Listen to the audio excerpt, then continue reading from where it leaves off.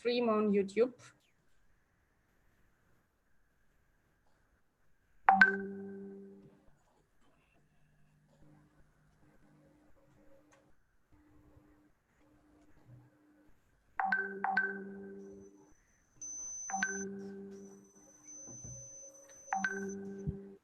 Okay, we are live now.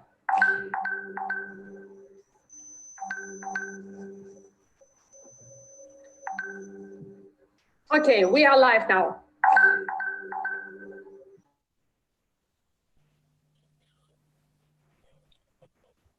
Hi, everyone.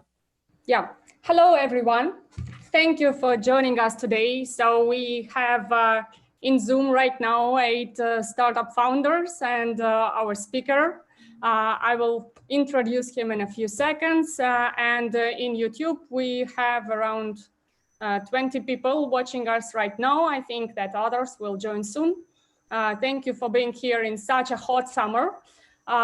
We decided not to postpone this webinar until it will be colder autumn or some other period, because the topic is also very hot. You know that InnMind is one of the biggest platform for startups and investors in Europe. And 2 most important questions and requests we receive all the time since the beginning of our activities from startup founders is, one of them is fundraising and another one is sales. Sales is one of the most important topics, and many people underestimate it, thinking that sales should come only when you have perfect product, money for marketing, etc. But that's not the case, and today you will learn about that. So let me introduce our speaker and very dear guest today. We have Taran Hughes, who is the founder of TCS Sales Accelerator. He's very recognized expert in sales process, and he's also co-founder at PitchSLAP and the author of the book, The Conscious Sales. Hi, Taran. Hi there. Good afternoon, everybody. It's very great to be here. Thank you. Good afternoon, Taran. Good afternoon, everyone. And I want to give a brief summary of what we will have today. So we will start with Taran, learning from him on the most essential things startup founders should know about sales process. Then we will have Q&A session where startup founders in Zoom can introduce their cases and their questions and get advice from Taran. And those who are watching us on YouTube now, guys, don't hesitate to write comments, to ask questions, and we will do our best. I will track it myself, and InnMind team is also helping me to track your questions, and I will refer them to Taran. Hopefully, we will answer all of them today. And I just want to say when I started my first business, I wish I could have such a chance to get an advice from Taran about how to do sales to avoid a lot of mistakes I've done myself. So thanks a lot, and let's start. Taran, would you wish to start with introducing the sales mindset, or you prefer I ask some questions which are the most widely asked by startup founders? Okay, so why don't we leave the mindset to last, because I think that will be a nice way to close off the conversation in terms of the first part. And then we can kick off with what really everybody really wants to hear about is, you know, how do I do this sales thing? When's the best time to start selling in my startup, and all the other good stuff in between, okay? Sounds like a great plan. Okay. So I guess the common question I get asked is how and when should I start selling in a startup? And my favorite answer, and it's a bit humorous, but my favorite answer is yesterday. Because if you're in a startup business, you have to recognize that you've suddenly been promoted beyond the chief executive. You're actually lead salesperson for the business. And in the process of validating your ideas in a startup, that's the best time to start selling. And let me explain what I mean by that. So we're talking about B2B sales predominantly here, but keep an open mind about this. A lot of this is applicable to all types of selling. But if you're in a startup situation where you're going to validate your idea, that validation process typically means you're going to interact with your ideal client. You're going to ask them questions. You're going to ensure that what you believe to be true about the problem that you're solving or the solution you're delivering that gives them competitive advantage is true. So when you engage with them, you're saying, hi, look, we're a startup. We're not yet there. We're just doing questions. We're interested in finding out answers. And this is actually the perfect time to start selling, because what you're doing is you're opening relationships. And because sales is predominantly about relationship, it's the understanding of the client and their problem and providing the appropriate solution. Now, what's better than a cold intro into a company is a warm intro. So if you've gotten to know people through the process of validating your ideas, then you've already started to build a contact base of companies that you can engage with. I mean, that's a very simplified answer. The detail is here. If you go into a sales situation looking for people to sell to, they are naturally going to take the position that you're somebody trying to take money from them, because that's the nature of sales and buying and selling. Someone sells and someone buys, and there has to be a fair exchange. But when you go in and engage with a client, potential client company, with the view of learning a little bit more about their business, learning about the pain, learning about the problem, and ensuring that your understanding is correct about how your solution positions with them, you're building that connection time, you're building that rapport. So first of all, you've already identified people that potentially will be clients in the future, or people that you can prospect to in the future. But the other thing that's really critical is you can learn from every conversation and take what you learn from conversation A and then apply it to conversation B, and what you learn in B, you apply to C. So there's a layering approach of your understanding, because a lot of what sales is about is essentially seeing the problem from the customer perspective. It's not about what I think as a solution provider. It's about what the customer perceives as the problem. So the answer to whether I should start selling when I'm at MVP stage or before is always before, because every time you engage with a client or prospective client, your opportunity to learn and refine your understanding increases.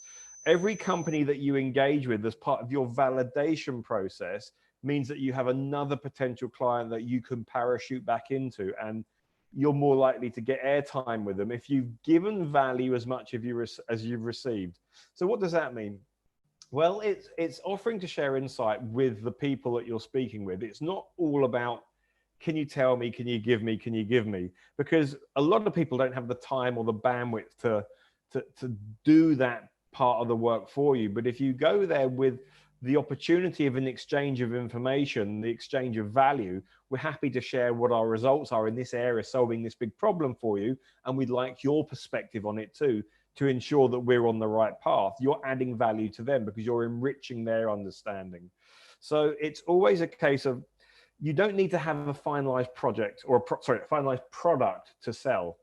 You just need to have the conceptual understanding of what it is you're doing, who it is you're doing for, and how you're going to approach that in order to start that first layer of sales engagement, which is identifying potential clients and opening a very soft conversation that is non-threatening. That means that, they give you the opportunity to speak to them, so that when you do have something concrete, you say, we've been speaking for 3 months, 4 months, however long it's been, really excited to show you something now that we're at that stage. Can we come in? You're more likely to get a yes to that than if they've never heard from you. And the thing is, it's a bit like getting investment.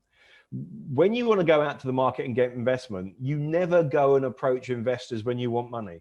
It's the biggest mistake. You do it 3 months, 4 months, 5 months beforehand and get on their radar, and you build a relationship. And with sales, if you're in business to business sales, the likelihood is that the buying organization has a process.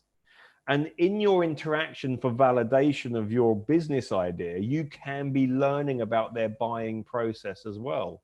So that when you go in there, you're furnished with more information about their organization and how they do things, how they approach things, what the steps are in order for them to select a new supplier and move forward with it. Because it isn't simply just going in there saying, hey, this is great, you really need it, will you buy it? If only it was that simple. But it's not, right? So we use every engagement opportunity not only to validate our business idea, but we use it to understand the buying landscape and the environment that we wish to sell into. So literally, the moment you conceptualize and engage for validation, you can start your sales process. That's an amazing intro part. Yes, thank you, Taran.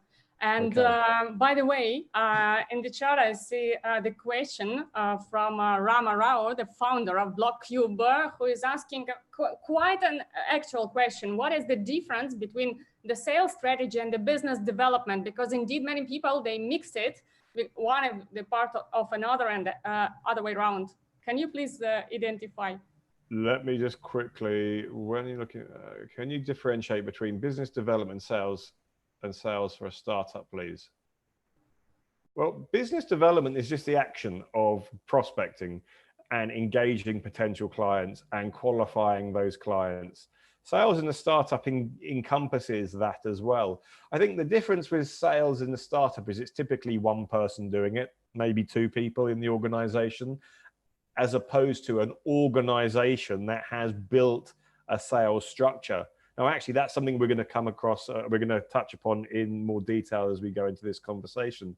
But for me, business development is simply the activity of prospecting, what people call outreach in these days, but forever it's always been called prospecting for new clients, opening dialogues, making connections and making appointments to speak to them now or in the future as and when it's relevant. And sales in the startup is exactly the same, but you start early. You start before you have a finalized product because you're doing two things. You're validating and you're building your pipeline. You're starting to grow that very low level of opportunities that are qualified, semi-qualified companies, but not necessarily qualified opportunities. Hope that answers the question, Rama. Yeah, I think that's quite a complete answer. Thanks a lot. No problem. So how do you prefer to continue further? With questions or with your prepared answer? I love questions because questions allow me to focus on something specifically. I know what we can talk about, but if you have questions, please ask. Amazing approach. Thank you. So I see that Rama has another question, but let me maybe involve those founders who are in Zoom now and let them ask questions directly. That was the case. So Rama, would you like to ask your second question yourself? You can unmute. Yeah, thanks, Tarek. Once again, great points you made.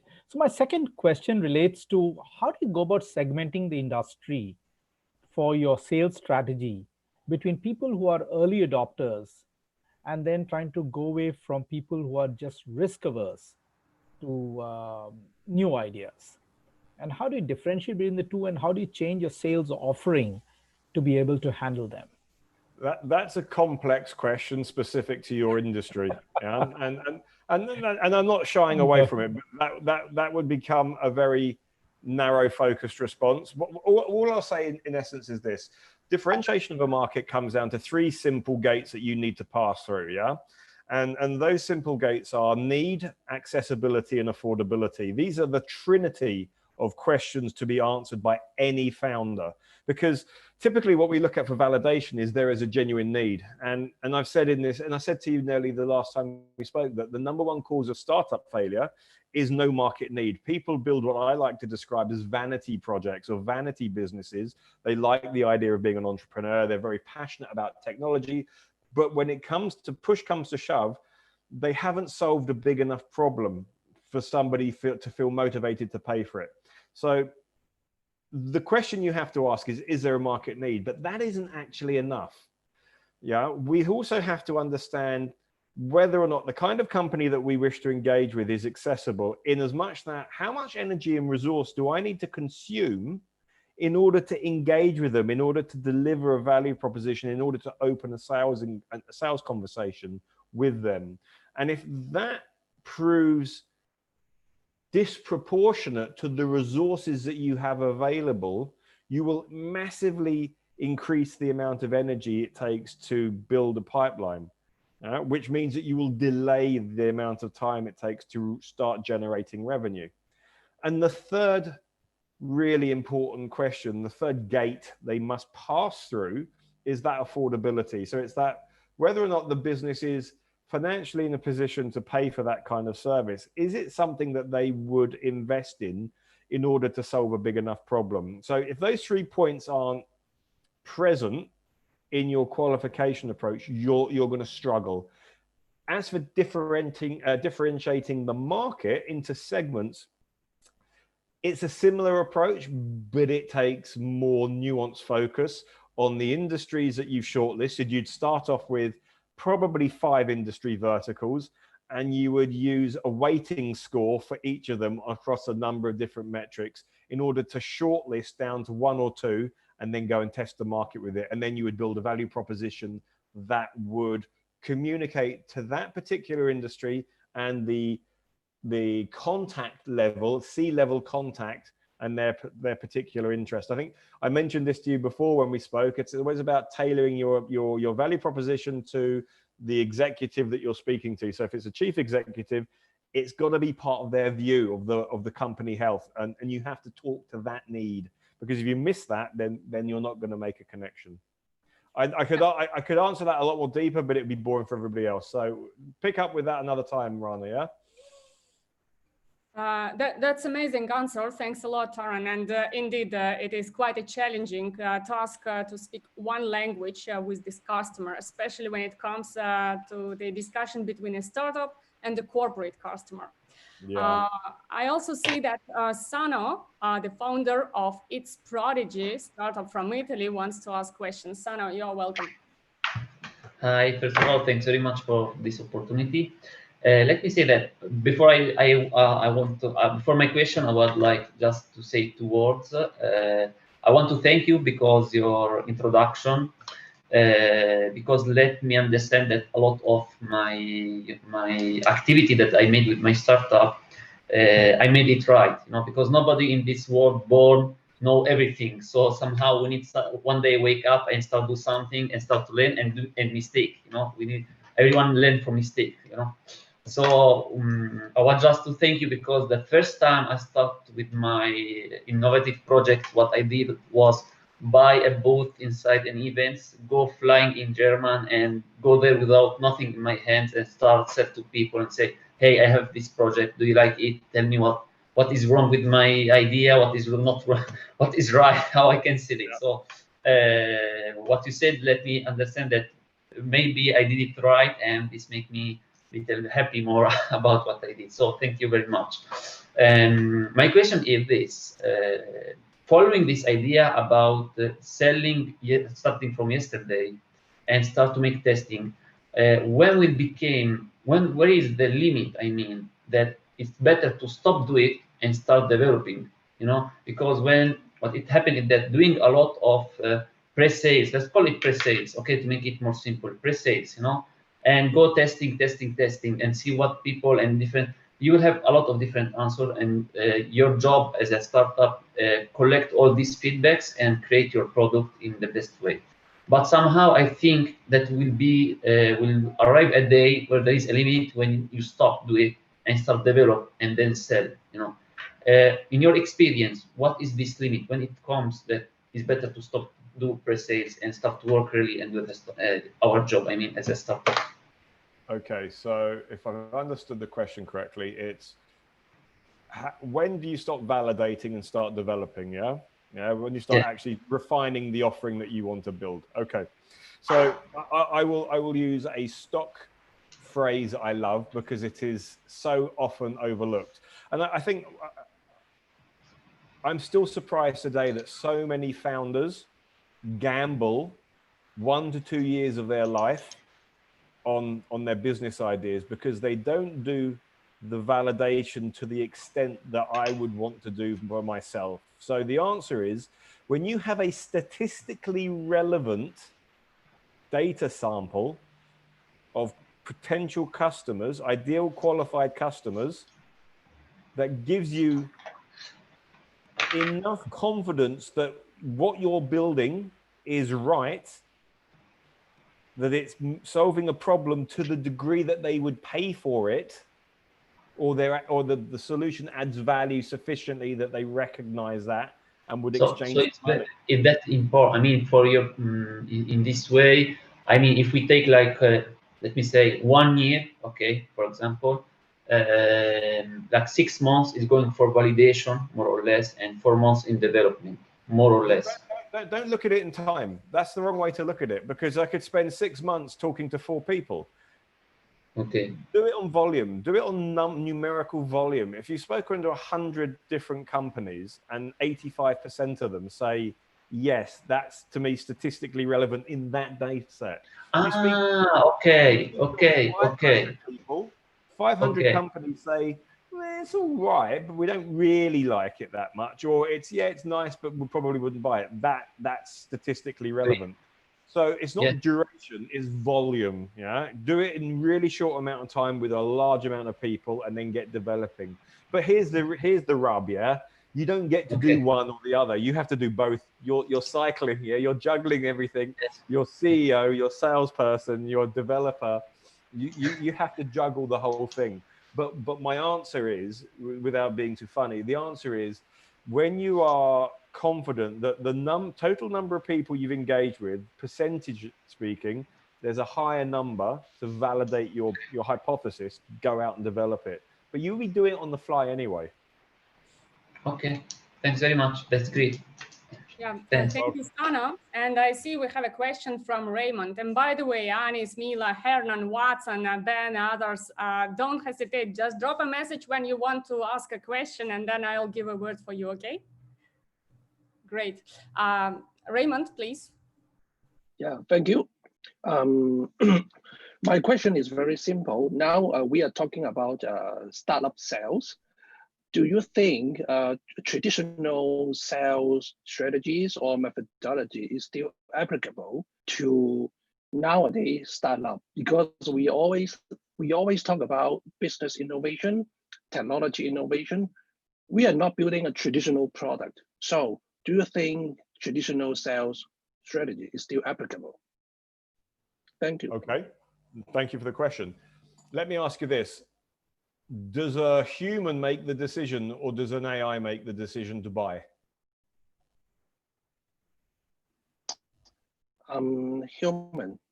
Yeah, right. We must learn how to engage with our client organizations, because the engagement, that traditional sales approach, there's 2 dimensions to it. There's the activity driven part, which is how to prospect. That's a combination of telephony, messaging, email, all these cool different approaches that technology's afforded us. Notwithstanding, we mustn't forget good old-fashioned dialoguing like this, because the art of connection, the art of building relationship is done face to face. Yeah, where possible, and if we can't do it in person, then we use a screen.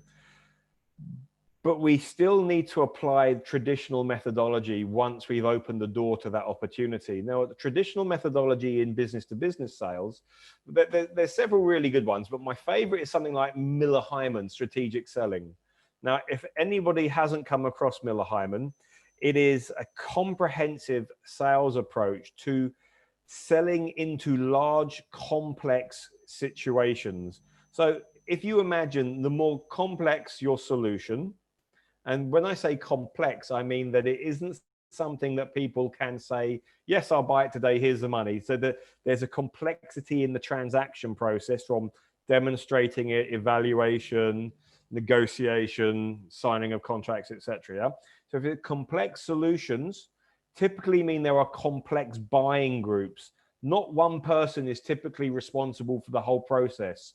Now, one person might be responsible solely for the decision to sign the check, or one person may be responsible for feeding into the group whether or not it meets certain criteria. But typically the buying group is complex and from different parts of the organization.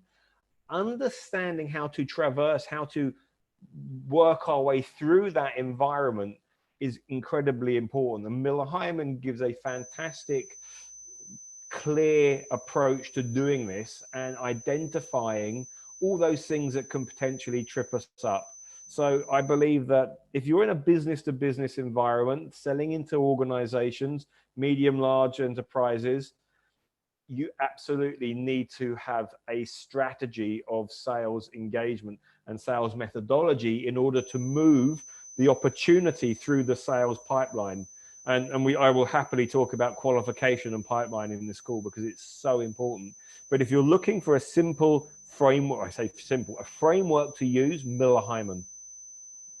Super. I see that some founders are already asking how to spell Miller Hyman, but just for all of you to know that after this webinar, we will ask Taran about all the clarifications or links he wants to recommend, and we will put it in the description and in follow-up email.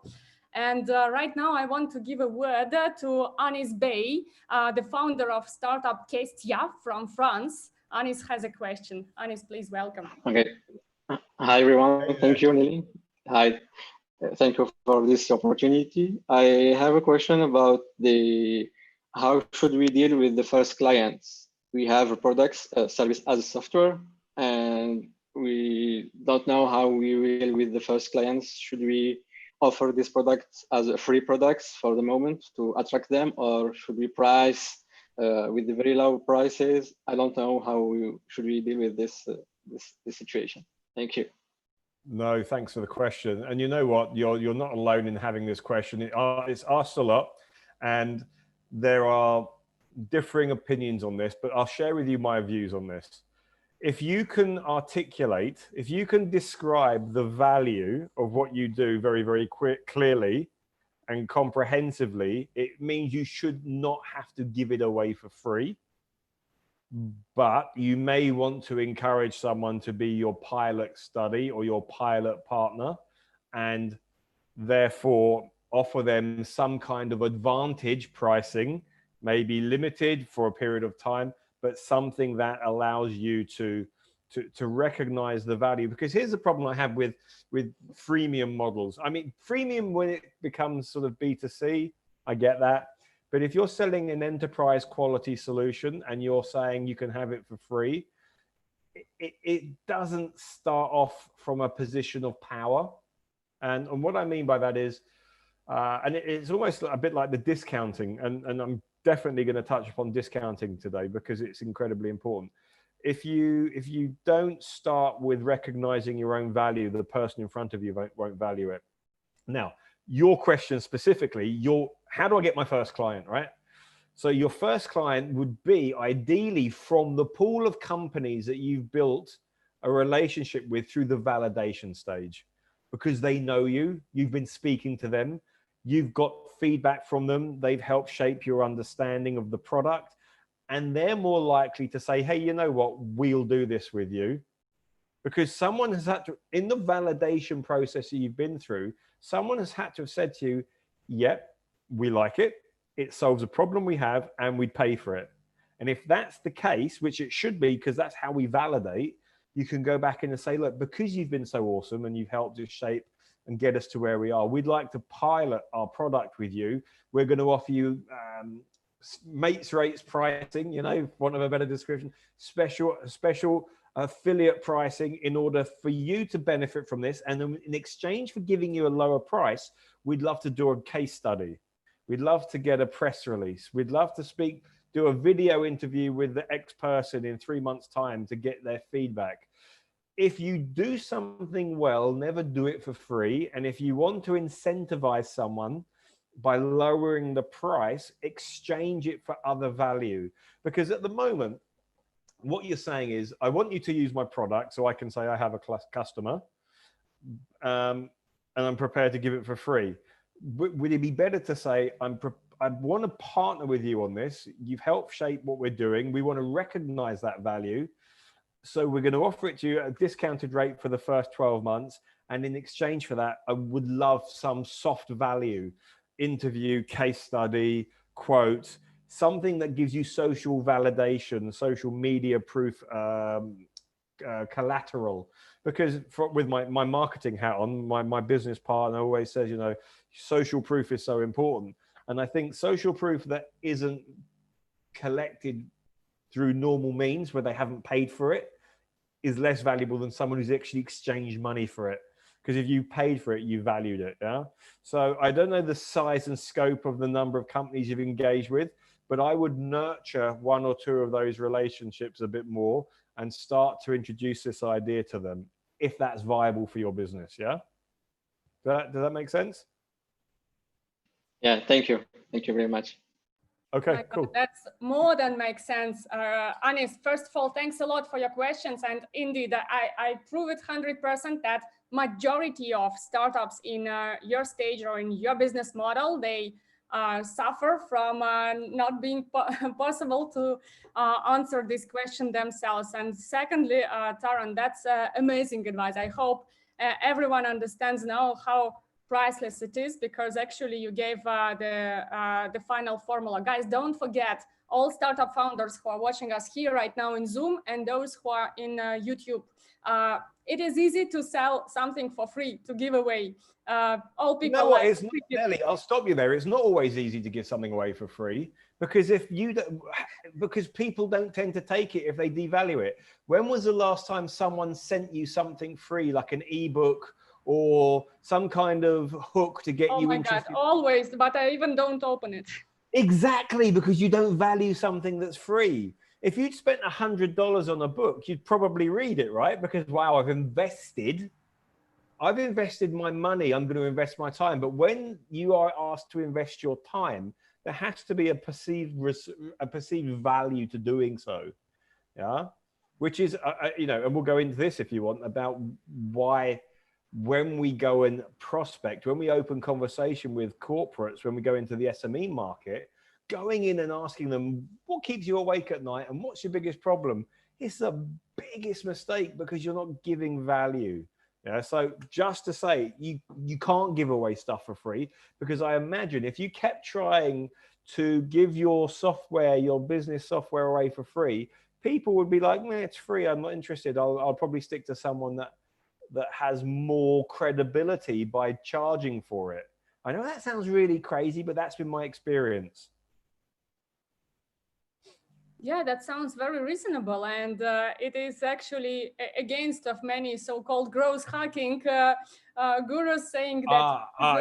Listen. There's always going to be exceptions to the rule, and I don't say this is categorical, but we're talking in terms of business to business, right?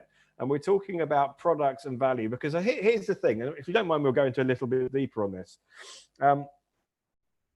Let's say that you guys, you get a sales opportunity, you go in there and they say, right, great, you know what, we love your SaaS. Yeah, we love your SaaS. It's solving our problem. But you know what? We didn't realize it was going to cost this much, and we need you to give us a better price. Okay, so basically they're asking for discount. And you go, oh, I really want my first customer. And okay, I'll give you 10%. And you go, well, okay, great. I'll go back. Actually, you know what? We don't have budget for that. We need it lower. And basically what's happening in a lot of sophisticated buying situations, people are trained to buy just as people are trained to sell. Make no mistake about that. Companies whose jobs or whose businesses require the procurement of other services will ensure that those buyers know how to get the best price from you, right? So just if you're a good salesperson, it doesn't mean the guy in front of you, the lady in front of you is going to be your buddy and they're going to give you the easy ride. They're going to try and get the best price because that's their job.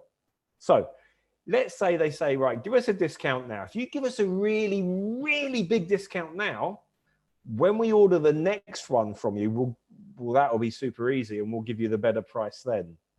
So it's the promise of return on value next time for a discount today. Okay, it's really common. And what they're doing is they're testing to see how strong your belief in your value is. They're testing to see how easy it is to push through the veneer of what you're saying and see how uncertain you are about your pricing.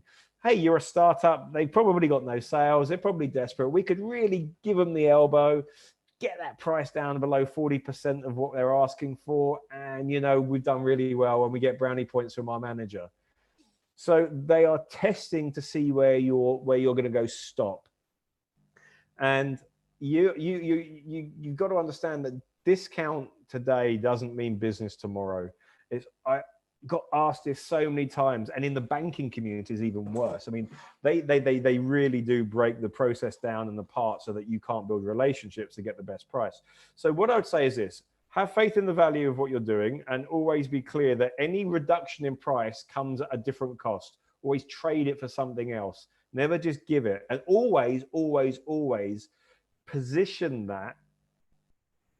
If I were to give you a lower price, would that mean you would be signing this week or today? Because unless you get them to agree when, it's an open-ended question and the goalposts will keep getting moved. So you must qualify their intention. Okay, look, actually, some people do discount, and of course I've discounted, but it's like this. Hey, Taran, if you can give me 10% off this price, I'll sign it now. Yeah, I'll do that. That's a fair exchange. Convenience of having the deal signed sooner for a small percentage discount, and I'm okay with that. It's when people want material differences like 30, 40, 50%, you lose credibility in yourself because, hey, you've just wiped out X percentage of your business value. You clearly didn't stand your ground. So that says desperation. So we could probably keep pushing and see where you go. That's it. I'm walking away from the table. Then they know they've got your floor price. Then they buy. So a long way to say you have to be clear on the value you represent. Yeah. My God, that's genius. That's a completely genius. Guys, just this phrase, use it. If I was, just what I want to repeat what Taran said. Yes, I think you heard attentively. You can learn later and rewatch from recording. And by the way, if you will not be able to ask all your questions during this webinar, you can always contact Taran directly. We will provide you his contact details and put it in the description as well. But yeah, that discounting sounds like a real science behind it, business science. It sounds magic. I want to give a mic to Mila Koshkina, the founder of the startup Flocking. Mila, please come on. Hello, everyone. Hi there. Working in B2B sales more than 10 years, so I like sales. But now I'm doing B2C startup, and it's quite different for me. I can imagine how to attract customers, what channels I can use. But the most difficult thing for me is partnership and business development. For example, when I want to contact with booking.com, for example, or rental cars, something else, cold callings, cold email don't work. And as I have understood right, the best way to set up connections is network. What do you think about it? So, if I understand correctly, your traditional methodology of emailing and phone calling doesn't allow you to get through to people in the target organizations. And so you're saying the best approach is for you has been networking, and you're asking my thoughts on that. I think there's only really one answer here, and that answer is there is no singular answer. You have to do a blend of everything, because no two situations is ever the same. I spent my So I've been in sales for over 20 years, right? And I started in medical sales, medical equipment. I spent a couple of years in that, and I moved into technology and IT. And my first sales job was selling internet connectivity. I'll embarrass myself now by telling you how old I am. When I was selling it, we were selling 64 kilobit leased lines and 2 megabit leased lines. Yeah, and that was kind of fast. And I was selling that going door to door. I'd go to businesses in business parks, knock on the door and present the company offering and sell it that way, right? So I've done everything from knocking on doors, actually knocking on doors, phoning people, networking, emailing. I've done everything. And I don't think there is one singular approach that works better. I think what you have to do is you have to take a blended approach for what you're trying to accomplish. Now, I always believe that being introduced to someone is the easiest way of speaking to them.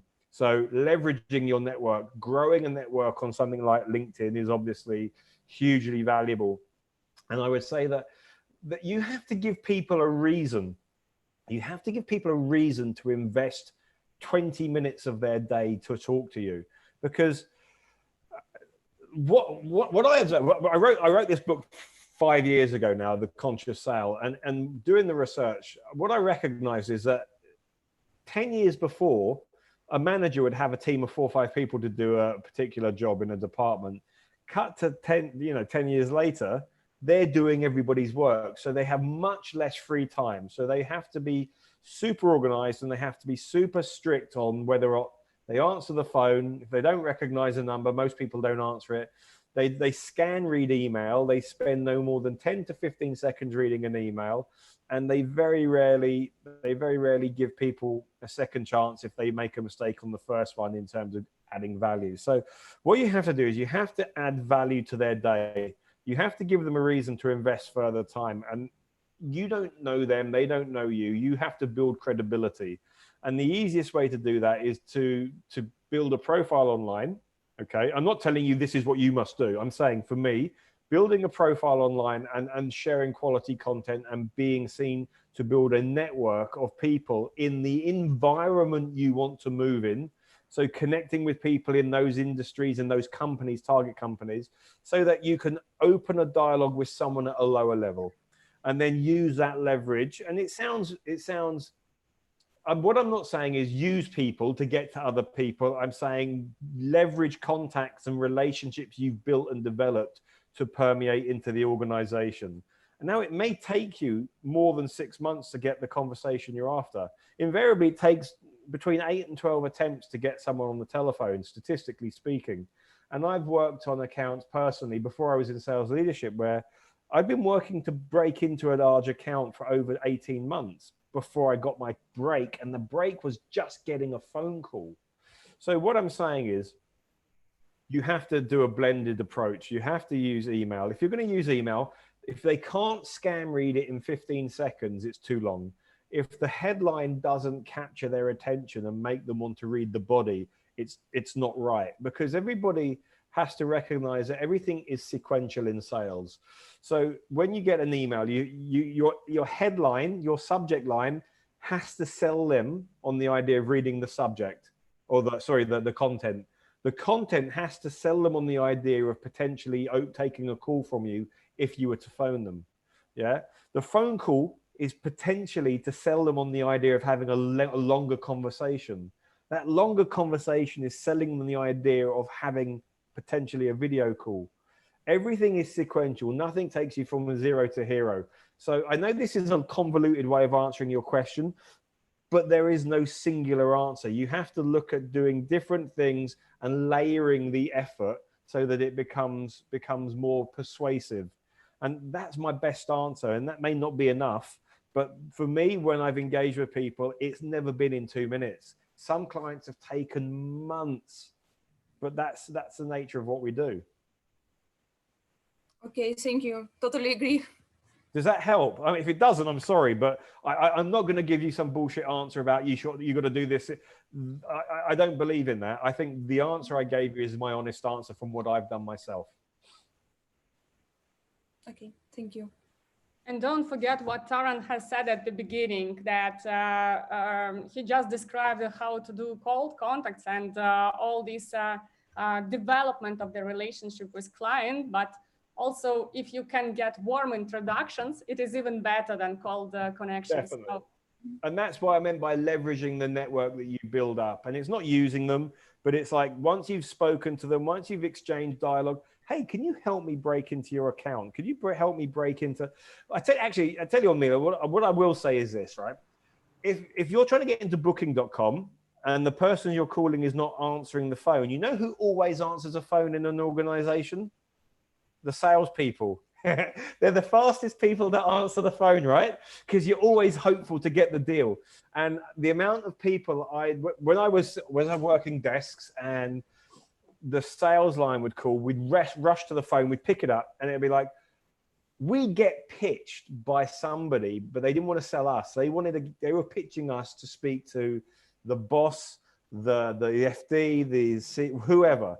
And you know what? We gave them help on the basis of the quality of their pitch, the way they handled the call. Because you know what? Salespeople like to be sold to.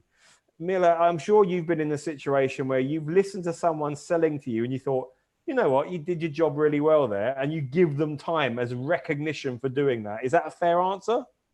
Yeah? Yeah, of course. Yeah, absolutely. So phone a salesperson up and see. I don't know how, booking is probably not the answer, but what I'm trying to say is see if you can leverage different approaches. If the front door's always locked, the burglar tries the window. So we tried different times of the day. We tried the morning before the gatekeeper comes online, before the reception answers and the person might answer their direct dial. We try the marketing department, or we try the sales department. We try different departments that may not be as guarded as the people that you might want to speak to. And don't try and speak to the manager or the executive level first. Go in low, try and get some insight. And if you want to add value to the opening dialogue that you have, go and look at the publicly listed company's annual report. Look at what the chairman's statement says for that year, or maybe the last 2 years. See what's important to the company. Because when you write that email, that cold email that they've never had from you before, but your headline speaks to something the chairman has said the company must focus on, they will probably then read the body of your email. And that should always just be a warning that you're going to phone them. Yeah. And then when you phone the gatekeeper in and say, oh, I want to speak to X person, are they expecting your call? Yes, because I told them I was going to call them, because I said it in an interview. And then if they answer the phone, even if they didn't know you were calling, and you can add value in that 30 seconds to 2 minutes, you've gained an advantage that you didn't have or your competitor doesn't have. That's how we have to be as sales professionals. We have to be creative. perfect. That is what I call a life hack. Read these annual reports and get doors opening for yourself. I want to give a mic to Hernan Camps, founder of Robin Brick from Spain. Hernan, you are welcome. Hi. Yeah, I have several questions. One that after 2 years, I still don't have an answer. It's pricing. So we started basically we had no idea about what pricing. We were looking a bit at the competition. Then we set up a price. Then we had we asked around about the price. And for example, we had a partner from McKinsey. He told us that that's way too cheap. That's like a Ferrari. If it's like a Ferrari, it should be cost like a Ferrari and not like a Fiat. Right. So he was like, you have to triple the price. And did that help? What? Well, at the beginning, we were just getting feedback. We were not making any pitches yet, but we were going to have our business plan and P&L. And so that was just for a magic number at the time when we were asking for prices. And then we asked another consultant, more like local, working with small retailers. And she was like, that price, never, 1/5 of our original price, not the McKinsey price. So we had 149. He said the McKinsey say 450. The other one say maximum 39 euro. Okay, let me ask you a question then. Helen, let me ask you a question, right? How would you evaluate someone's offering?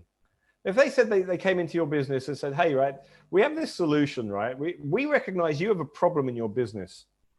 And that problem is really big and it does this and it does this. And if you don't fix it, it's going to cost you, I don't know, 100 grand over a year. and our solution's 10,000. Would you think that, would you spend 10,000 to fix a 100,000 problem? Yeah, well, my answer will be if it's return on investment. So what you just said, then yes. Secondly, will be, okay, is somebody else doing that? If somebody else is doing that, what is the price of that? What kind of feeling I have if the one is better quality or not? So are you a Me Too business? What? Are you a Me Too business? Do you do what loads of other people do, or is your product unique? Is your offering unique in some way? It is quite unique. That comes to the second question. Okay, well, let me answer the first one before we go any further. Because let me give you two answers that I got so far. The only two that kind of convinced me, and then I let you go.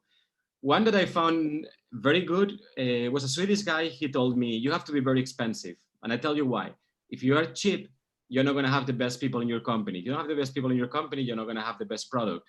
So that's the argument for your clients. I am expensive because I want to have the best product.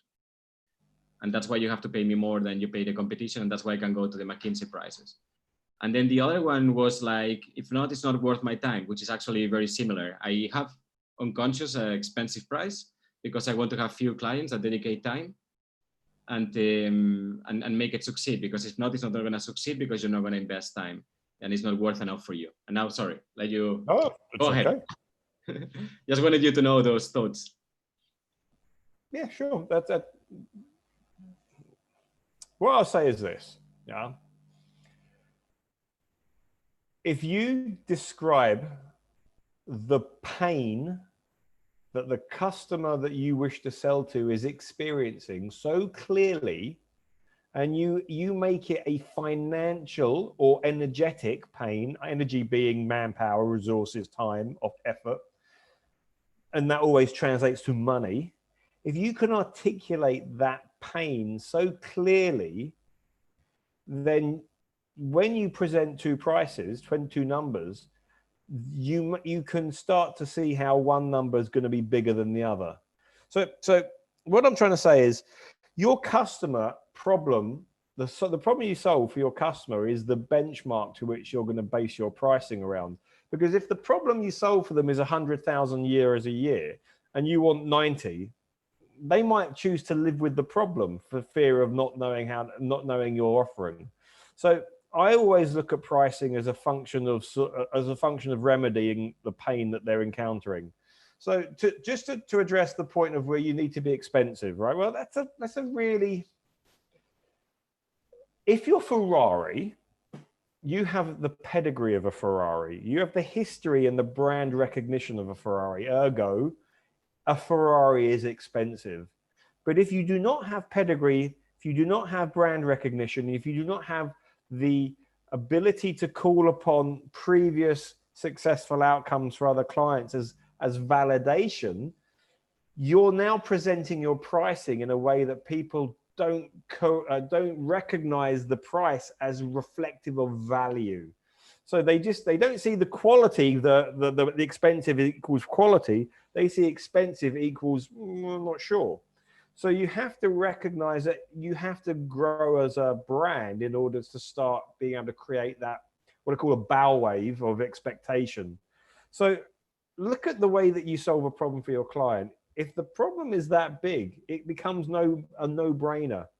If you're unique in what you deliver and you're not selling against other people's products, so it becomes commoditized on price, then it's a case of, well, you explain the problem clearly in financial terms as to the solution you're offering, and then you offer them a solution that is hard to ignore for the price that it is, subject to it being worth your while. I don't like the use of words cheap. It's like, it conjures the wrong connotation. But if you're inexpensive, that's one thing. But if you're priced fairly and you can explain the value succinctly and how it will, over a period of time, reflect huge advantage financially, operationally, or however, then you're not selling at this point. You're solving problems. You're providing solutions. And it shouldn't be a question of people telling you you're too expensive. However, you should expect some people to tell you you're expensive, because if you don't, then you're probably too cheap. Because you'll never, it's Pareto's law, 80-20, right? 80% good 20% are going to say you're too expensive, and that just means that you're touching the edges of your ideal client selection. Yeah, some people are in the sweet spot and the other people are on the fringes, and you're a little bit too expensive. That's okay. You don't need them. You just focus on the people who completely recognize your value. So I know that you shared your business with me before, but just remind me just in 10 seconds what it was again, because I've seen so many pictures this year. My head's full. We're doing retail analytics. So like advanced analytics for the retail sector. Right. I've got it. Like that shouldn't be sold cheap. That shouldn't be sold cheap. The word expensive is all relative. If you said it's 50,000 to deploy, I know it's not, but if you said it's 50,000 to deploy and your chain of stores over 12 months are going to benefit by $250,000 plus, that's not expensive. So pricing has to be a balance between perceived value and the pain of not acting. If I leave it as it is and I lose my market share as more people start moving into this online environment where I can't interact with them, and then I lose control of the buying process for them, then someone else is going to eat your lunch. Yeah. But it's about positioning and about that cost of not acting. What does 12 months losses look like for them in terms of market share for every percentage point? If you can understand those details about the clients that you want to sell into, what 1 percentage point of market share is worth, and then you can start say horror stories, use fear, uncertainty, and doubt. For every percentage point that you lose, and you'll probably lose between 5 and 10 a year if you don't act. This is the cost of not acting.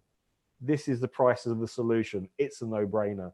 They would try it just on principle to make sure that they're not missing. That make sense? A lot. Great. A lot of sense. I hope I will see that you are implementing it in Robin Brick in the next few months, and then you will share your feedback. What traction did you gain out of that? Okay. Sano from its prodigy says he has a very good question. I am intrigued. So Sano, please. Again, sorry.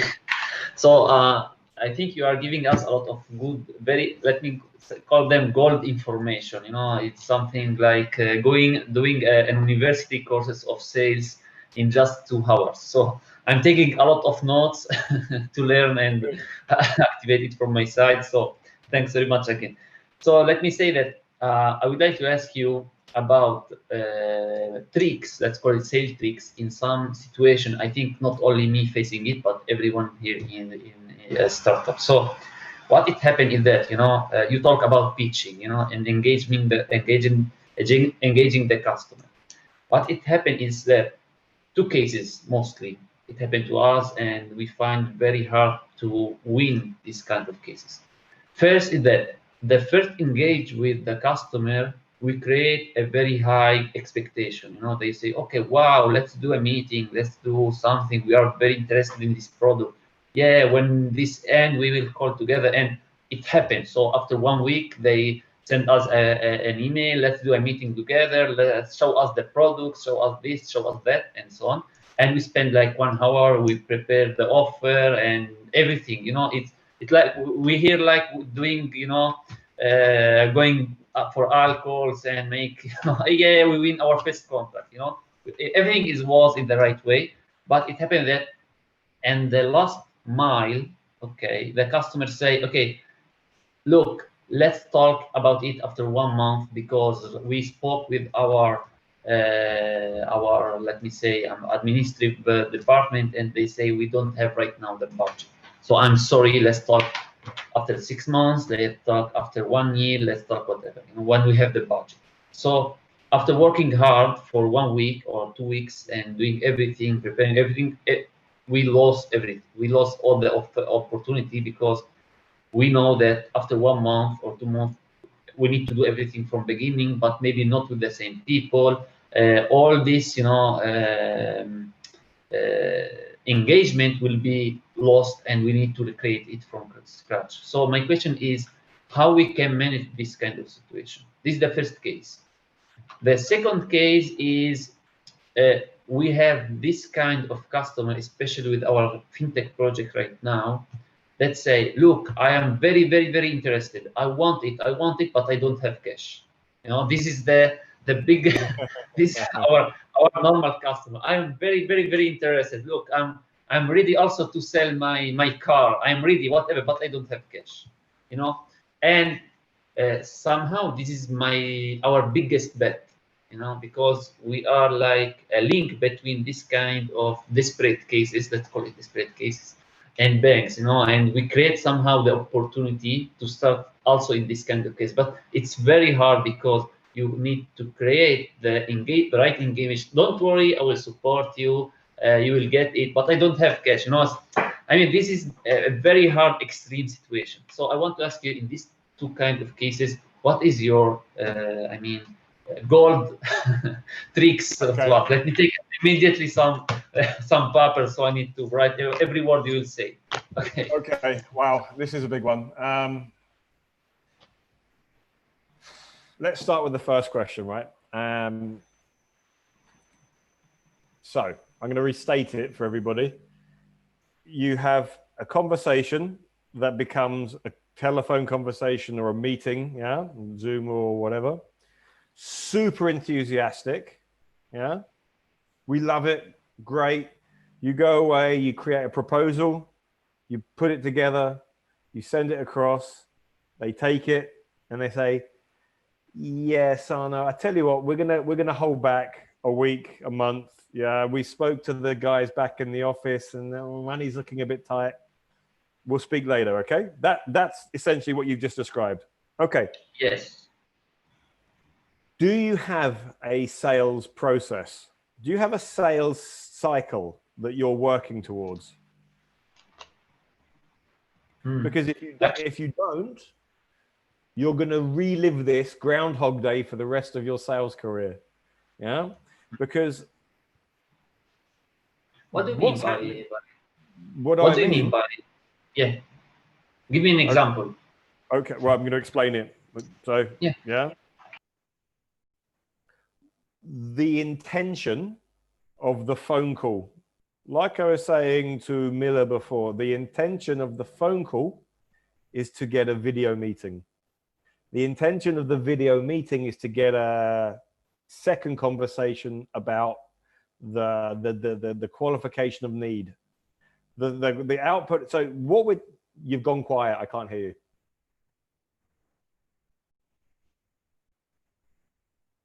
You're mute. There you go. Sorry, okay. Again. So I said, so okay, I understand what you mean now. Yes, we have it. If you want, I can explain No. process. Let me talk through it, and you can then measure to whether or not this is accurately reflecting what you're doing. Okay, so look, what it sounds like is that you are further ahead than they are. You know, they're saying, oh, you know, we like it, but we're not ready to go forward. We don't have the money. What you haven't done is, what it sounds like to me is you haven't qualified the opportunity correctly. You need to find out really, let's say, 4 key pieces of information, yeah, that will determine whether or not the conversation could actually materially grow into an opportunity that could potentially close into a deal. So you need to establish need, yeah? Need is always the big one. If they don't need it, there's no conversation. But you've also got to understand the decision maker structure. You've got to understand if the person that you're speaking with is the person of authority to comment on what you're doing. Yeah, because if you're speaking to the wrong people every time, you're going to get the same conversation. Because when you move to progress to a point where someone of authority needs to make some action, they don't have that authority, and then they have to go to somebody and say, can I have, please, can I have? And the person that they're asking of has no relationship with you. They don't have any visibility of what this is. They have no buy-in. So the first thing we need to do is, are we speaking to the right people? Yeah, that would be the first thing. If I was to sit down and do some consultancy with you, is I'd want to understand who you're talking to and where your play is, right? And then secondly, it's like decision maker, time frame. The time frame that you have in mind isn't necessarily going to marry up to their time frame. So typically what happens is you go, oh, great, these people are really interested in my product. They want to buy it. Great. So you think, well, in my mind, all you have to do is sign the contract. Yeah. That's it. It's easy. Sign it and we can deliver it. But in the buying organization, there is a complex process of decision making that probably has to happen in order for them to go from where you are to where you want to get to. So you need to understand what needs to happen in their company in order for that to be escalated, to be processed, to be passed through the business in order to get signed off. Now, the bigger the company, the more complex the process, and the bigger the value of the deal that you're talking about, the higher the level of organization you will go up the chain.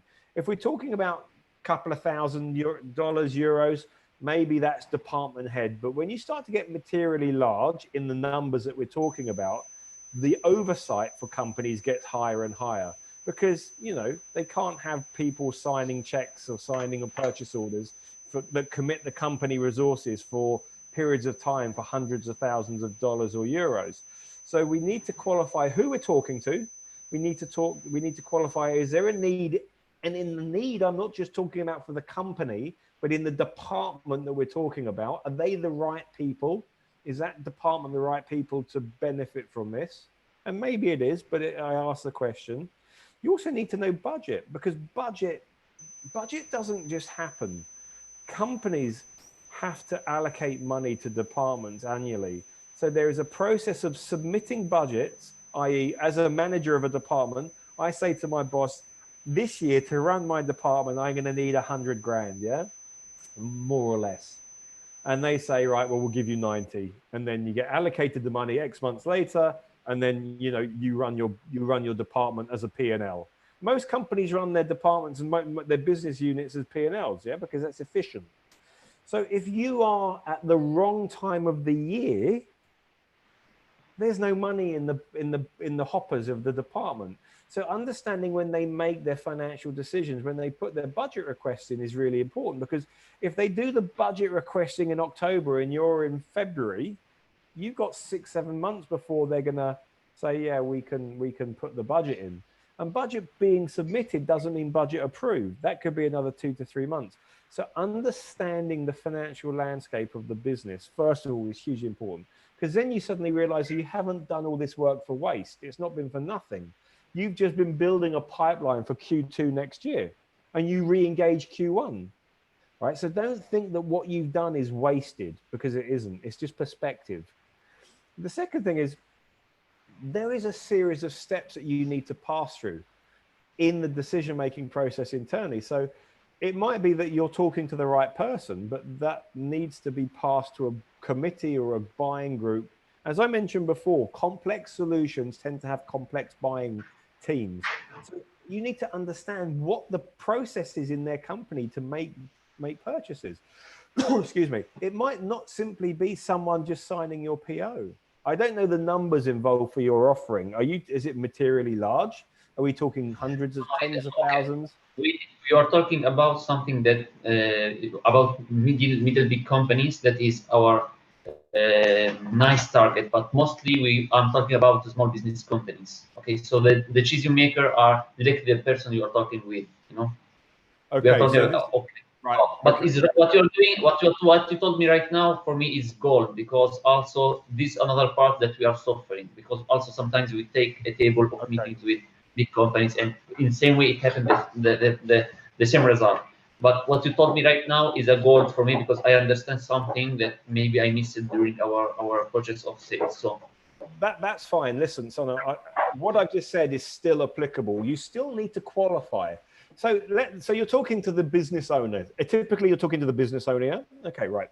Can you give me a sense of the numbers we're talking about?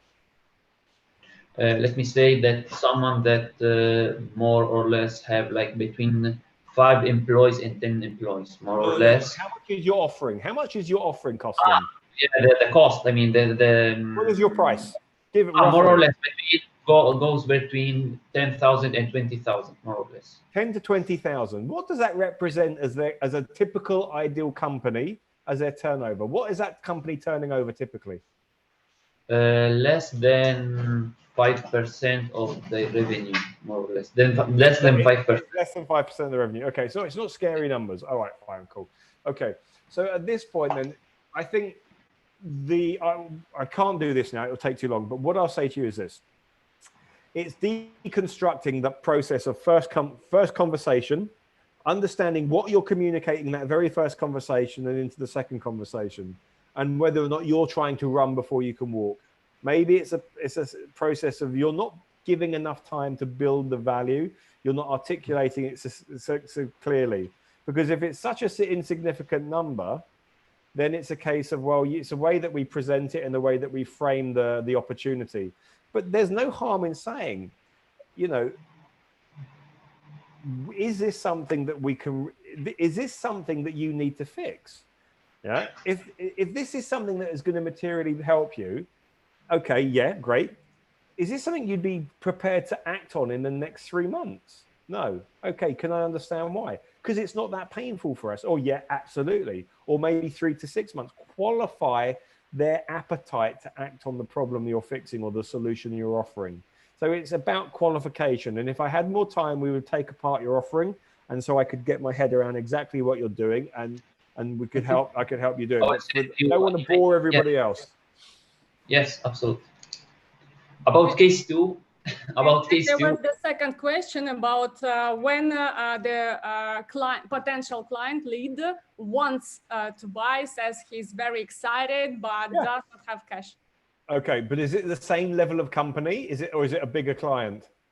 No, we have this kind of experience with the mostly small companies, but it happened like 1 or 2 times with big companies that they answer just like, we don't have budget this year. We end our budget. Okay, so it comes again, I'm going to use my same answer. How big a problem is it for you, Mr. Customer, that you wish to solve this?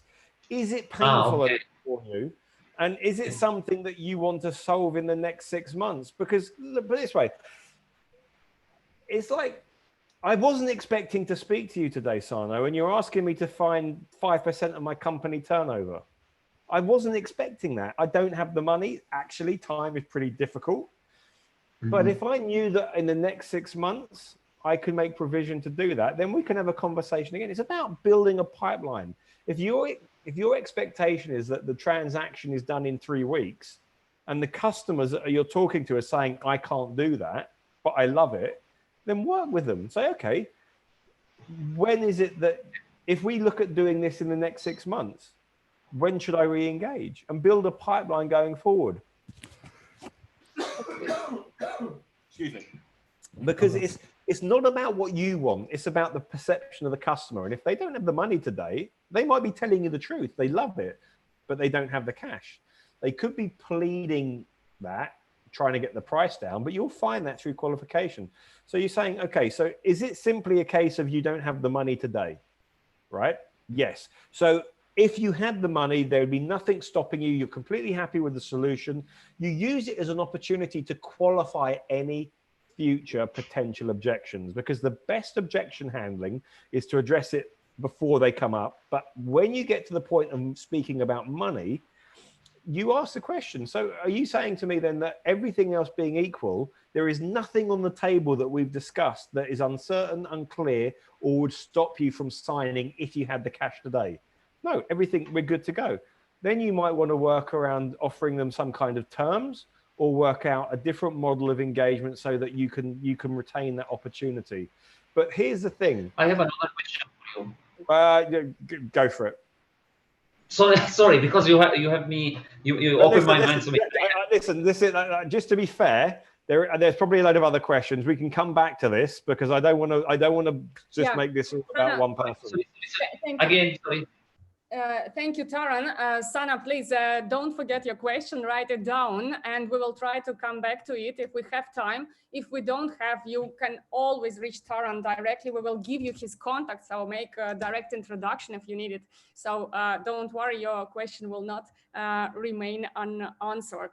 And right now I promised to give a mic to Raymond, and I see also that Watson raised hands. Watson, you will be the next after Raymond, okay? No Raymond, problem. Hi there. Thank you, Taran. Thank you. My question is a kind of extending the questions from Mila. Mila actually asked, she she actually has no return from sending email, calling customer. She believed that building a network is more important. I just try to want to tailor my question more a little bit. I'm not selling my platform, okay, Nanny. I'm not selling anything, but I just want to tell. In this case, I can tell. Let's say, for example, my platform is helping company to build sales network. If you believe it, you can join my platform to build your own network and propagate your product information to your people connection, and then convert your people connection into Salesforce. That's it. If I'm trying to pitch a customer like Mila, would you recommend any kind of strategies that startup can use to make the customer trust you and give you a chance to test your product? I'm not sure you answered this question in the last couple of questions. This is okay. My question. You're asking me how you're asking me, is there any tricks to selling? What you're asking me is, how do I sell? Yeah, how do I create the perception of trust, and how do I create the perception of value such that they're intrigued to try it? Yeah. Yes, at the very first stage, just want to get the awareness and the trust from the customer and try startup solutions. I can manage the wholesale cycle very well. Let me ask you this question then. Will you lend me $50,000? Will you lend me $50,000? Of course not. You don't trust me. You don't know me to trust me to do that, because you've not shown me anything trustworthy. So how do we engender trust in our audience? So we have to be authentic, first of all. We have to come from who we are being. So that means not putting on some kind of shiny veneer about, hey, I'm super. Be yourself. We have to do what we say we're going to do. We have to be consistent in what we offer and deliver. So when we say we speak to someone, we do that. We have to do everything that is consistent and congruent with generating trust, because we only get trust from interaction. Yeah. So if you're asking someone to trust you on the first engagement, that's a big ask if you've got no reputation that precedes you to suggest you're trustworthy. Okay, so that's the first thing. Second thing is, how do I get someone to test my product? Well, that's simple. I show them the value so clearly that they're intrigued to try it. So how do I do that? Well, I demonstrate my knowledge of the pain that they have, because we want to engender empathy. Empathy means that I understand your problem. So if we're going to use the example of Miller, I absolutely understand the difficulty of getting through to people and in corporate organizations, because I've done it. You know, I've been sales and sales leadership. I've cut my teeth on new business. So yeah, I can completely understand that. But you know what I discovered? I've discovered a methodology, and you start sharing your experience of how you've overcome the problem. You've empathized, you've identified how you completely understand the problem they're having, and then you can introduce a solution that you've experienced to have given the results that you want. And you invite them to examine that more closely. And if you do that correctly, if you do that fully, you will then increase the likelihood of the interest being sufficiently high that they say, yes, I'll try it. Now, when you say try it, are you talking about buying it, or are you doing a test? You weren't clear on that. Yeah, just test it, not buying. Test it. Okay, well, if you come from that position, I'm sure you could get someone to trial it. But you have to demonstrate empathy. You have to recognize their pain. You have to say that your experience has given you this insight, that's created this solution, that's given you the results to overcome that challenge. And if you would like to see that for yourself, then that's how you do it. Yeah. There's no magic bullet. There's no silver bullet to sales. It's a process of understanding your client. It's understanding their pain and then relating to that. Thank you for your insight. No worries. Perfect. Thank you. Now I want to give a mic to Watson, a founder of Isus Farm from Africa. Watson, please, your turn.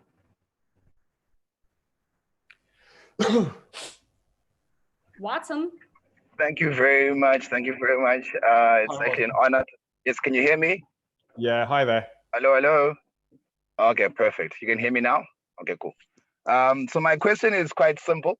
So we try to solve a complex problem, but at the same time, there's a complex, of course, sales or buying pipeline. How do you not get mixed up in the catch-22, whereby it's either they'll say, I need so-and-so to sign before I sign, or I need someone else to buy in before I buy in? How do you just sort of maneuver around that catch-22 when you're solving a complex solution or selling a complex solution to a client? Okay, so you cut out a couple of times. I'm going to repeat the question just to make sure I've got this right. So when you're in a selling into an organization, you're saying that. Can you hear me now? So I was asking, how do you? Okay. Just let me repeat the question so I've got it right. So when you're selling into an organization, there are many people involved in making that decision, and one person is not prepared to make a decision until somebody else has put their stamp on it. So right, got it. Okay, good. So this is not very this is a common problem, yeah, because complex solutions, buying teams, etc., typically mean that there is political capital at risk, yeah, because basically selling into large organizations, you're dealing not only with the buying environment, but you're also dealing with the political landscape of that organization as well. So the first thing you need to do is to determine who's who. And that's a really obvious thing, but I'm going to say it anyway. You have to understand who you're speaking to, because looking at a job title isn't necessarily the answer. The job title is a piece of is a set of words, but who has the power, who has the authority in the buying group is the person to identify first. So when you understand who owns the power, who has the power play, and who is potentially someone that's friendly to your cause, then you start to build relationships with those people in order to align with the people that can help you move your idea through the organization. So we look for people like what I call a coach. A coach is someone in the business that may not have huge amounts of political power or decision-making power, but they've demonstrated an interest in the product, in you, and a willingness to share insight and information with you. They become a sort of trusted advisor that can help you navigate the political landscape, the unspoken landscape in the sales environment. So you could say to them, obviously these people are clearly the people who need to sign off, and one's saying they won't do it until the other person's saying they're going to. Who is typically the one with more clout, and find out who has got that perspective from that person. Find out who's got that energy and that power in the organization and try and build a relationship directly with them. Typically, there's never a level playing field. And if you're finding that you're at loggerheads, i.e. that these two people, no one has more power than the other, then you're at the wrong level.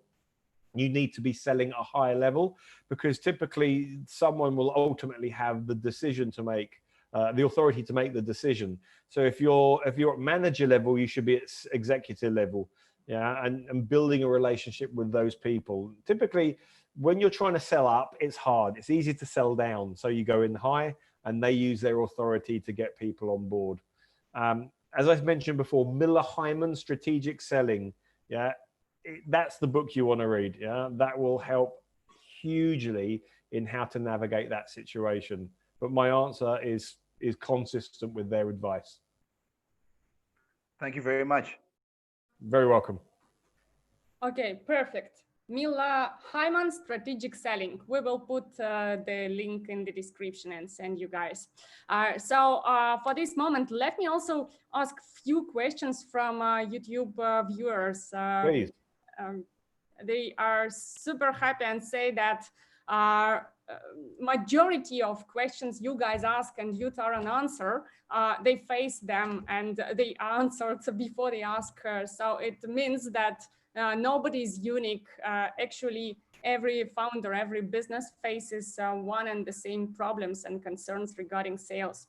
But here are a few questions. So from Lily Fernandez, Taran, what are the typical constraints in the B2B segment which usually limit corporate clients in closing a deal with a startup? Is it experience or value, or lack of reputation of the market, etc.? And how to deal with that? Yeah, so I come from a telecommunications background. I worked in telecoms for 15 years, and a couple of years of that I was working for a company called BT, British Telecom, the incumbent in the UK. And we had a joke in sales, in telecom sales, after I left BT. And that joke was essentially this: buying companies, the buyer, the IT manager, typically never got sacked for buying BT because it was a safe bet. So in answer to your question, if you're a startup, you've no pedigree, you've no very limited pedigree and track record to substantiate that you're trustworthy. And I don't mean trustworthy in the sense that you're a dishonest person, but trustworthy in that you can deliver the service consistently in accordance with the contract and the expectation. And I was talking about this political landscape before. Imagine you're the buyer of the company that you're selling into, and you're asking them to take a contract with you that's going to deliver a software suite that they're all going to use. Can you imagine being that buyer that signed the contract, that's had this service deployed, and then the service doesn't work?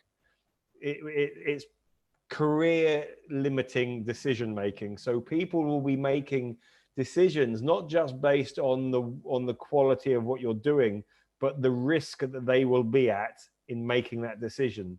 They don't want to look bad in front of their manager. They certainly don't want to limit their career opportunities in that company by making a decision that could potentially blow up in their face. So absolutely, so my advice is, where possible, aim at the smallest clients you can at the beginning, because you're more likely to get airtime with them, you're more likely to build reputation with them, and they're going to be less sensitive.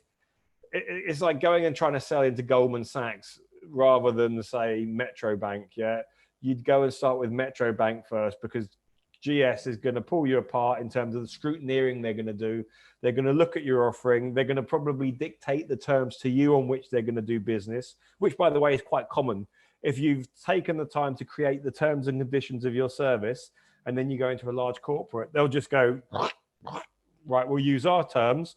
You'll have to sit with our lawyers, and that's the terms that we'll do business. If you want to do business with us, you sign our legals. And that's a reality. Yeah, if you're lucky, they'll let you merge them together, but typically you'll be working to their T's and C's. Does that answer sufficiently?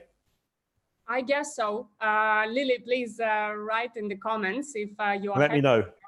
Excuse me. Sure. Maybe you need a glass of water. Yeah, I've been sipping all the time. But go ahead, Gum. The question from Elvira Nisman. Any suggestion how to approach the most effective way in B2B mail marketing? I hope maybe Taran got the idea. I personally didn't. Sorry, Elvira, if you can elaborate it a little bit more. But Taran, do you have any clue? Could you kindly repeat the question just once more, please? Sure. Any suggestions on how to approach the most effective way in B2B mail marketing? Okay, right. Email marketing, not my forte, not my area of expertise, and it comes down to this, right? We become blind to email. I'm not saying it's inefficient and it doesn't work. I'm just saying that we become blind to email. So what I do know is this: that if you don't get this subject heading right, yeah, people won't answer. So there's a great marketing guy called Dave Gerhardt, right? Dave Gerhardt's all over YouTube and all over LinkedIn.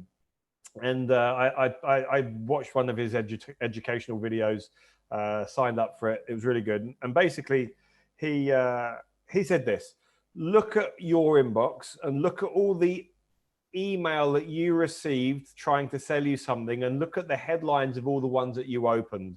What was effective to you to get you to look at their email? Start thinking in those terms, because we all get spam, if you want to call it spam.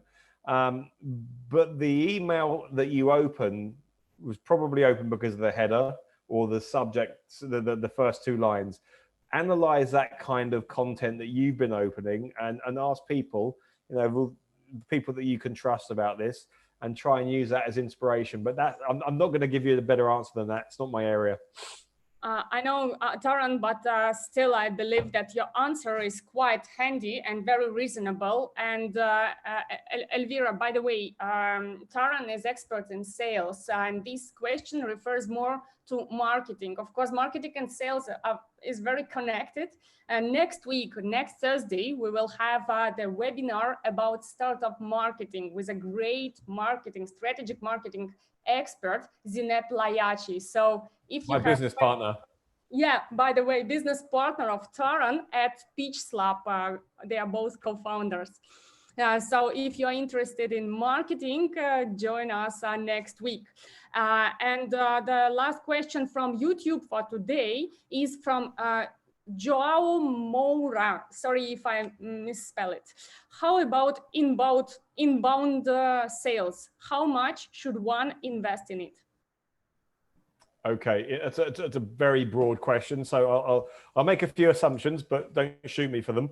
So if you're talking about building an inbound sales team for business-to-business purposes, you are going to have to heavily invest in your marketing, because marketing is going to drive the phone calls, drive the web interactions, website contacts, etc., in order for you to have an inbound sales strategy. So you're still going to engage with people as a direct engagement. You're going to pick up the phone or email them or however you're going to do it, and you're going to need certain skill sets to do that. But if you're asking me, how do I generate inbound leads, then it's driven by a really tight marketing understanding of your offering and the right messaging consistent with the ideal client market you're selling into, and the right kind of engagement content on the website. Okay, so first expand your marketing campaign, and then start generating sales. It's not so much expanding it, but it's driven by marketing, because without any marketing, there's no reason to visit the website. There's no reason to pick up the phone. So the marketing has to be really precise if you're going to rely solely on inbound leads. Yeah. Now, a lot of companies do it, but I'm just saying, but that's going to be the metric that drives the activity. And then once you've got leads coming in, then you need to determine what kind of product you're selling in order to address those leads correctly. If it's complex, you might just have a first level of people screening the leads, engaging with those people to qualify them. And then once they're qualified, hand over to people who do the actual negotiation and the solution development, etc., so that you compartmentalize the responses. So one person looks after this kind of activity, and then once it really reaches a qualified status, they get handed over, so that the people are good at their job, do that job all the time. Yeah, and then that becomes training. So then they move up to the next level, and then they develop their skills there. So at the end, they become fully trained in the whole spectrum of the sales for the business. There you go. Taran, it's not the first time we talk with you about sales, but I have the same feeling. I could listen to you all the day long, non-stop. This is really gold content, and Sana said. But tell us realistically, how much time do you have remaining for today? Probably 10 or 15 minutes max. 10 or 15 minutes. So right now I will give the mic to Sana. We promised to answer one more question from him. Mila, Herman, Anis, Rama, Watson, don't hesitate. If you have questions, drop a message and let me know, and I will give a mic to you, okay? Okay. Okay, here I am again. Sorry. Okay, my question is simple, very simple, very fast.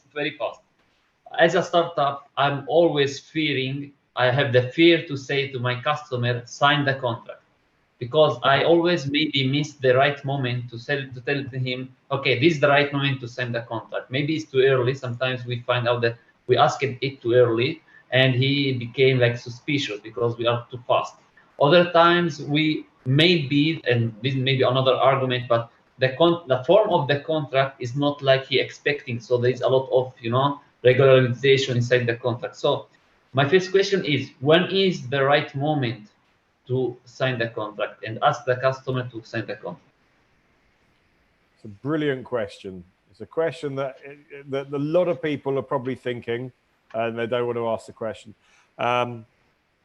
There's two dimensions to this question, and those dimensions are what I call the energetic thing. That's the inside part of you that gives you the fear, and then there's the practical part of actually when to do it. And I'll try and cover both. So, practically speaking, you can only ask someone to sign the contract and have the expectation of them agreeing when you have taken them through the entire sales journey and taken away all the potential objections. When you've qualified that they are 100% happy with the solution that you're talking about. When they're 100% clear on the deliverables that you're offering, timescale, how it's going to work, all the good stuff that, you know, if they were to go forward, they're 100% happy with the price.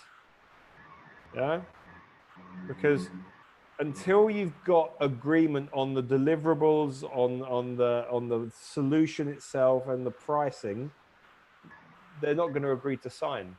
So what you tend to do is you do this in a sequential process.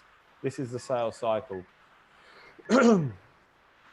When you said, like, you know, whatever stage of the conversation, hey, this is our solution, X, Y, Z. Does that meet your needs, Mr. Customer? And the customer goes, yeah, actually, X and Y is great, but change Z to 1. X, Y, and 1, that's it. We're done. Brilliant. Okay, move that on. These are the terms of the contract that we would want to offer to you. Are you happy with these terms? We expect payment on this day. We expect this much notice. All the details that you would like them to agree to. They look at them. Are there any problems with that? No, they're all good. Or there are problems, we overcome them, move. This is the price that we're talking about. Actually, the price, yeah? Really important. This is what we've been talking about. This is how the price breaks down. This much money beginning, this much each month. Are you happy with that? Yes, great. Okay. So, can we sign the contract on Monday? Well, say one of the things that people often don't do is that they don't actually ask for a specific date. They say, okay, it's almost a case of most salespeople hoping that the guy is going to say, right, or the person saying, I'm going to ready to sign. You have to ask for it. If you've removed all the potential objections, then there's no reason that you're delaying. So it's like, okay, well, if I'm clear then, and you do what we call a trial close, yeah? Okay, well, Mr. Customer, I think if I'm clear then that we've got the deliverables, yeah, excellent. We've got the terms and conditions all agreed, yeah, excellent. The solution's 100% nailed, yeah, and you've agreed to the price. So there's nothing outstanding. So potentially we're good to go next week, aren't we? And they say, yeah. But isn't there the risk that this kind of explanation, you know, of everything, you know, step by step, it takes too much time, you know, in making singular calls or, you know, emails, etc., that will make you, like, you know, I don't know how to explain it. No, you've explained it perfectly. You've explained it perfectly. No, make the things too much long, and you lost the opportunity because it takes too much time to explain every step. It comes down to setting expectations. I know you listen, do you come from a sales background?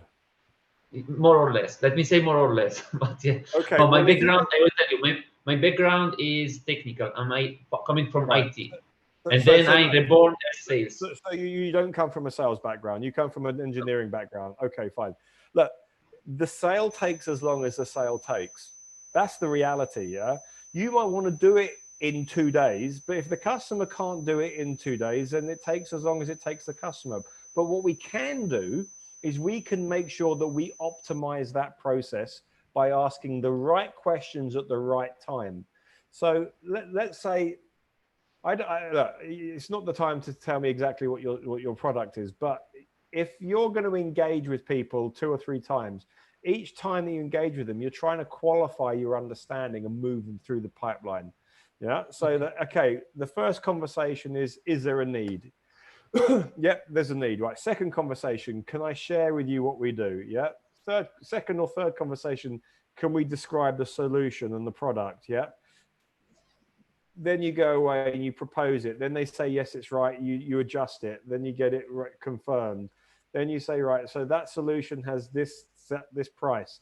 Is that pricing correct? Yes, these are the terms that we're working on. So it's a sequential process. I know what you're saying, but if it takes that long to go through that process, that's how long it takes. If the customer won't do it any quicker, there is no way that you can incentivize them to act quicker. If in order to do it properly, so that when you get to the end of the conversation and say, can I have the deal on Monday? They're going to say yes. Otherwise, you will continue to re-experience objections that come up because you haven't dealt with them at the right time. Yeah, it's frustrating, but that's how it is. I understand.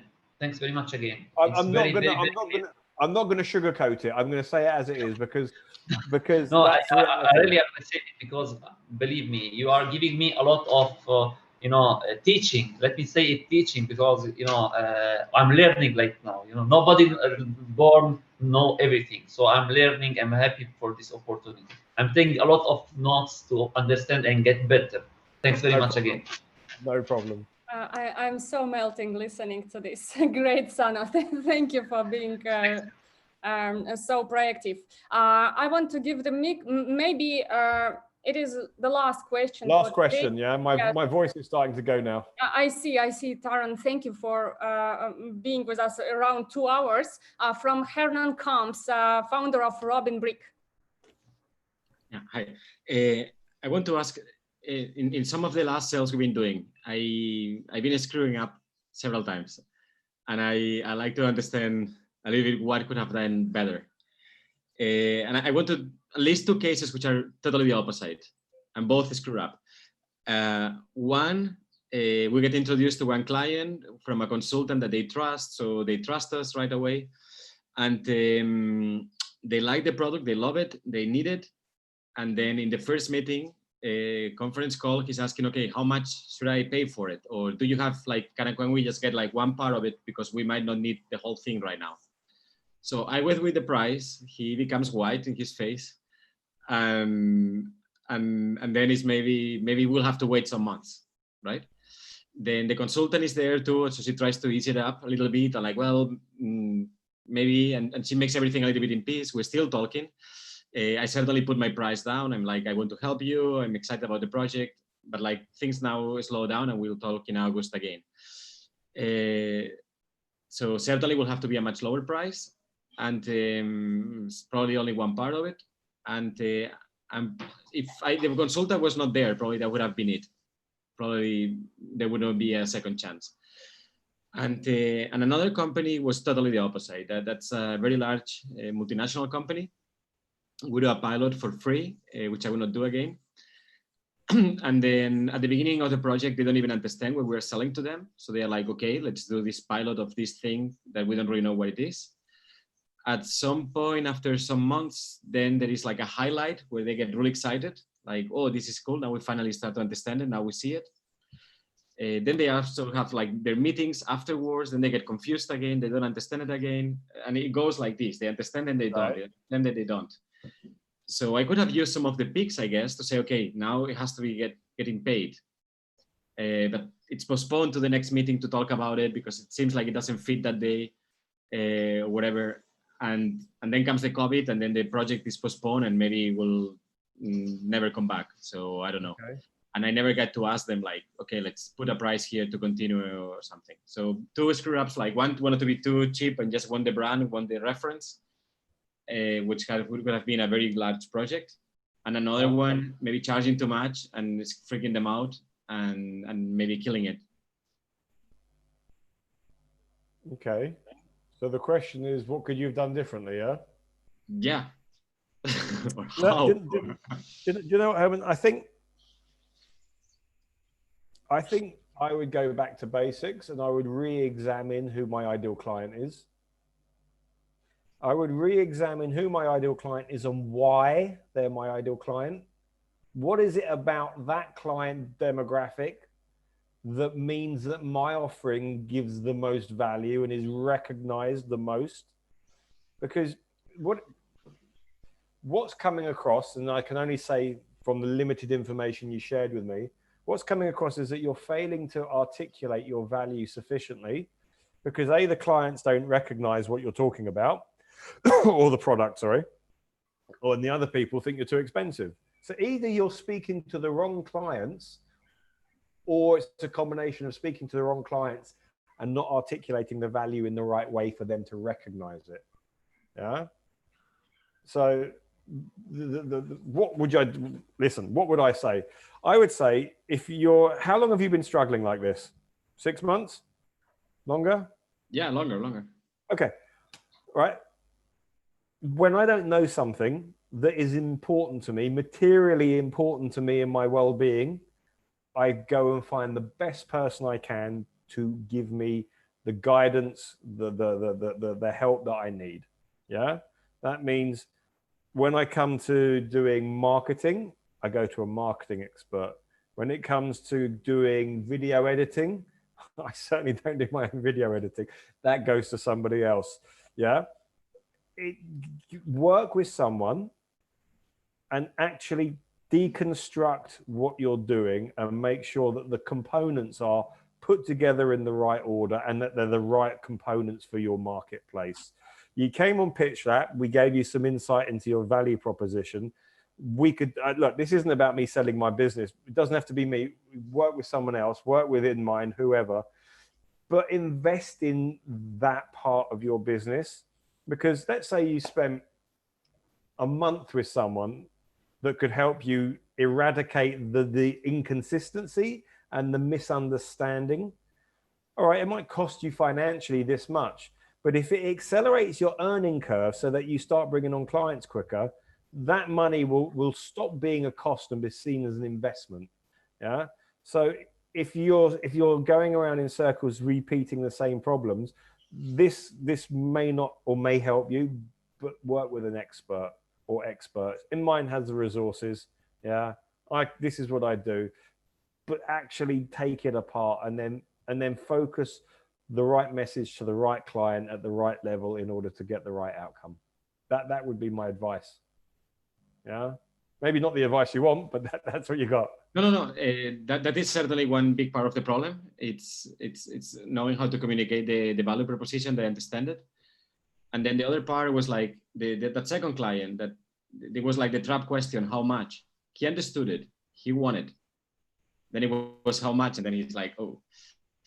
Yeah, but that's what I said. We will be willing to. It's about recognizing whether they're your ideal client. If the price point is so disproportionate to their perception of value, either their company profile is wrong because it's just a number too big for them, or that the articulation of that value isn't quite there. Because if we, as I said, if we can distill it down to the cost of not acting, the cost of sitting still and not seeing and not doing anything is watching your market share tick down. When you put it in those terms, it becomes quite persuasive. Yeah. Now, again, there are not many players. I work with a company quite similar to what you do, based here in Barcelona. So I have a bit of insight in this. And I know that they are acutely focused on fixing this problem. Yeah, they're scared. COVID has accelerated the change in buying behavior. Yeah, so they are making sure they're not losing out. They're maximizing their revenues. So that's my incomplete answer. Okay. Okay. Thanks. No worries. Thank you, guys. We promised to Taran that he can have a rest and restore his voice. So I see that Rama is sending questions and... no, that's it. I'm joking. Yeah, absolutely. So, guys, again, first of all, the question which was just answered by Taran is very connected with the topic of lead qualification, and this we discussed with Taran in details in his interview on our YouTube channel. So we will add it also, send you the link so you can view it, watch it, and learn from him.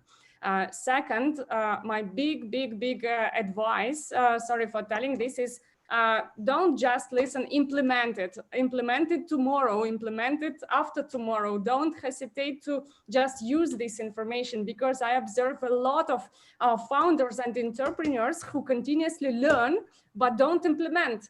They attend courses, they attend webinars, etc., but don't use it in their business. And it drives me nuts. Please implement it and get results and come back to us. Third, I want to tell you that once again, we will connect you with Taran, give his contact details, and don't hesitate to write him a message to connect with him personally and discuss your cases. I know that there are so many experts on the market who speak about sales, and I observed a lot of them, but I'm not against selling anything, but Taran is so good that you've seen it yourself. And I personally was happy to get advice from him many times. And also Taran will be on our bootcamp this October in Barcelona, in Catalonia. So those of you who are residents of this bootcamp, you will have 5 days, oh no, maybe not 5 days with Taran directly, but he will definitely be the part of this event and work with startups on Cite to give advice and improve your sales traction. So thank you very much, those guys who are here in Zoom and those who are watching us on YouTube. By the way, if you like this video, don't forget to like and share. That would be fair. And Taran, thank you so much for your time. We will, from your allowance, share your contact details with people presented in the Zoom, and of course, share your LinkedIn profile in the video description for external audience. Great stuff, thank you. Perfect. Thank you. And I wish you great sales, guys, and hope to see your traction soon.